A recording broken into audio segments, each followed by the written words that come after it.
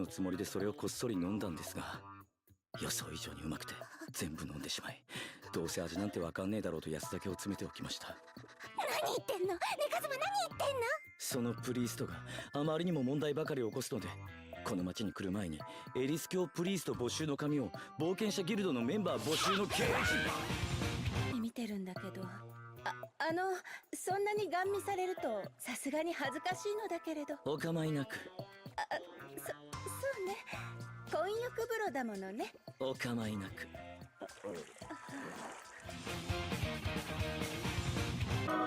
ふざけんな！青い髪と瞳だからってアクア様を語るだなんてバチが当たるよ！やっぱスマキだおい！スマキにして湖に放り込んじまえおい！水の女神のアクア様なら湖に放り込まれても問題ないだろうよ！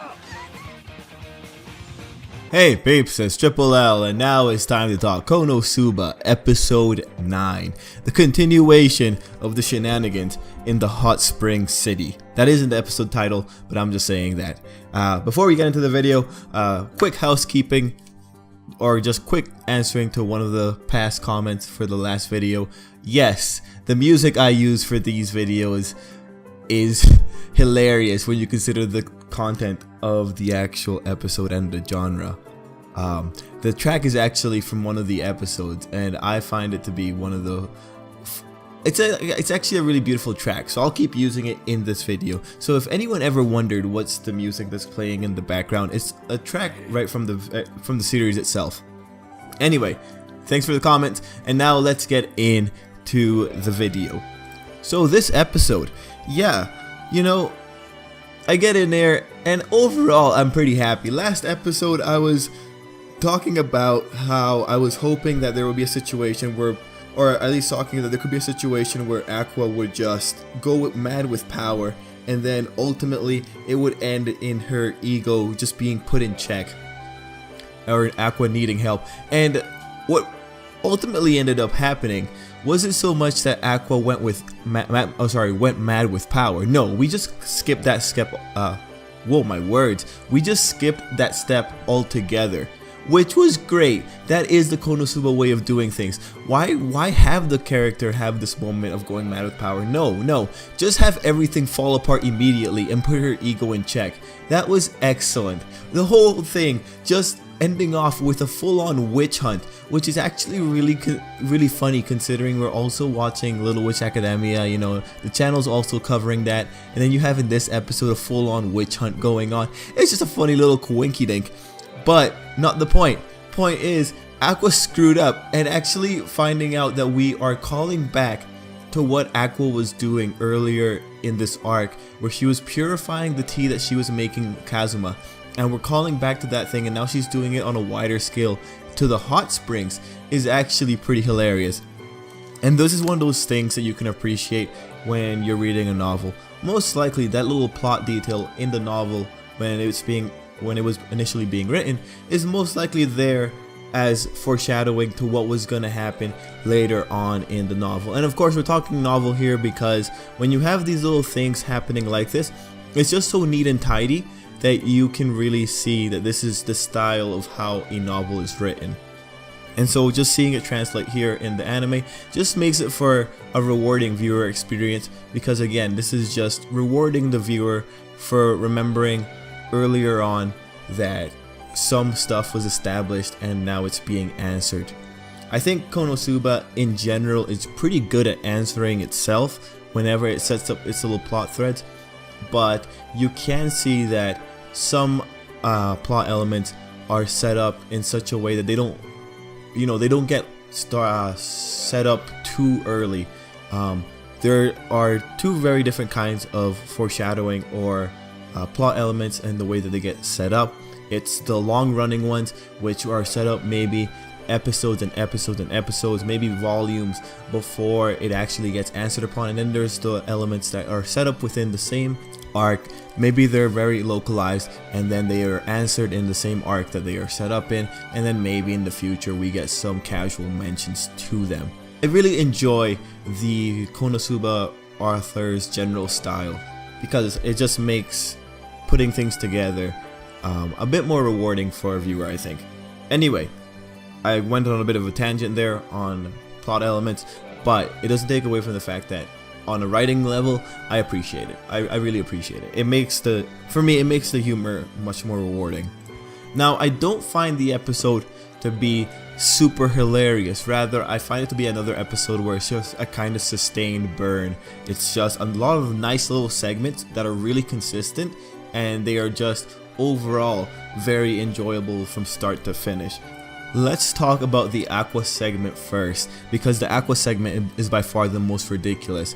Because when you think about it, having Aqua go around and she's dealing with the hot springs, purifying it into hot water and taking away the mineral properties that make the hot springs, you know, and then finding how that just kind of comes back around on her. She's spreading lies about the Demon King's army, or what we assume are lies about the Demon King's army. She might be serendipitously correct, but she goes around, she's purifying the water herself, and then she has that little quip in there where she's saying that it's not because she's mad that she can't go in and she doesn't want anyone else going in.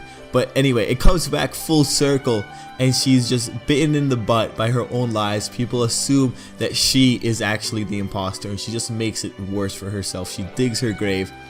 It's great. It's great. Her ego didn't even get a chance to expand before it was cruel. Actually, it was not very cruel.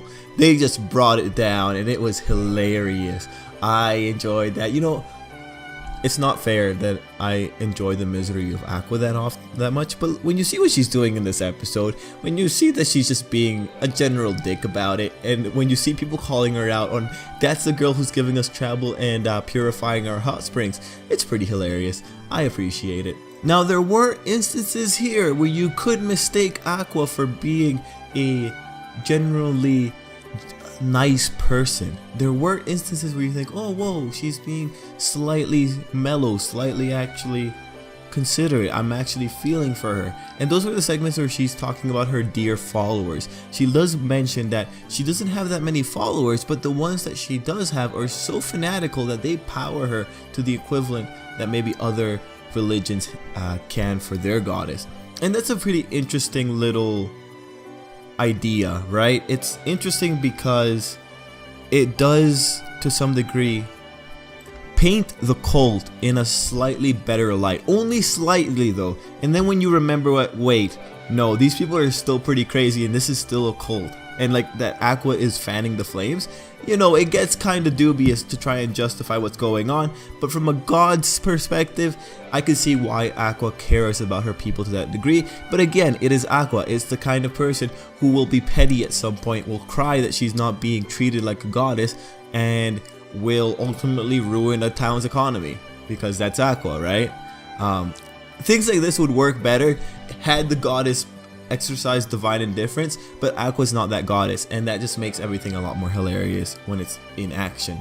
Now, before we move away from Aqua, she did also have a pretty nice segment with Kazuma in the confessional booth. Actually, Kazuma was the star of that one. When he realizes that Aqua isn't going to be going with him, isn't going to be responding to him, what he ultimately ends up saying about how he was drinking her booze, he drank all of it, how he was considering replacing Aqua, how he was how he broke one of her things, I think it was the cup, and just seeing Aqua cry afterward, that was hilarious. I enjoyed that. Good for Kazuma. He's so smart. Now let's actually segue into Kazuma, because Kazuma had some pretty nice segment.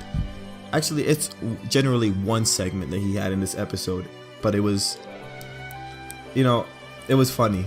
So naturally, I'm gonna talk about the hot spring segment first, because that was yeah, the mixed bath sequence. First off, starting it off with Kazuma just suggestively looking at a girl from the distance and just saying, "Don't mind me." Man, that was both the creepiest thing and like the strangely coolest thing that he's done.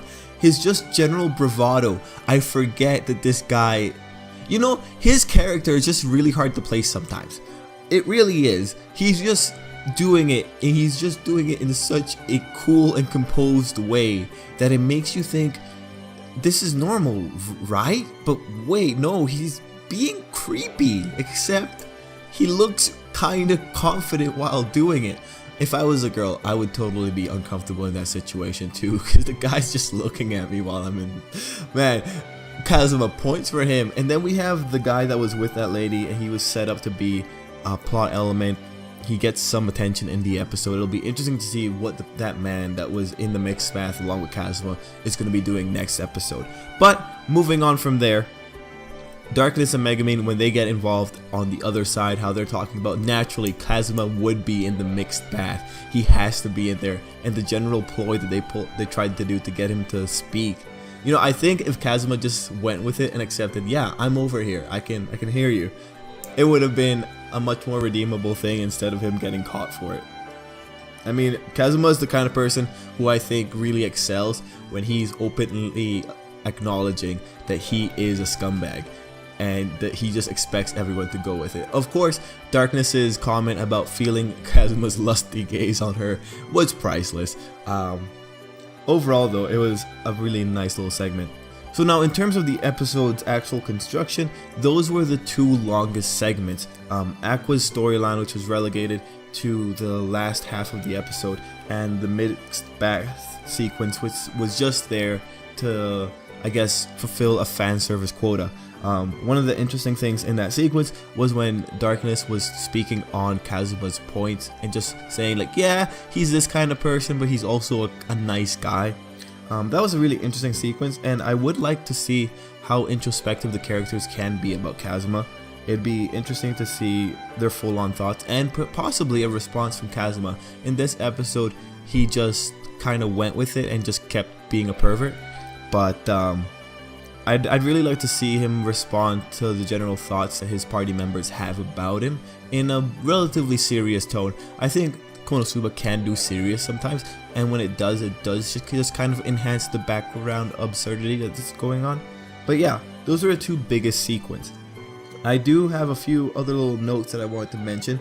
The very beginning was hilarious because when we were talking to the little person in the Aqua church, her personality is very similar to Aqua. These really are Aqua's people. Another thing that I really enjoyed, when Aqua's being questioned by the mob, the music that's playing in the background is like, I think it's one of those godly choir kind of theme of musics, but just seeing how quickly things are falling apart for her, and with the music in contrast to that, is a pretty enjoyable little thing. Megumin also had a few little segments in this episode where she's with Kazuma and they're both just kind of dreading how terrible of a city this place is. And finally, Wiz was back on her feet, but she was down on her feet. It really depended on whether or not Aqua was crying. I think it's funny that they're still going along with the running gag of Wiz. She keeps seeing dead people who are close to her, trying to call her over to the other side of the river.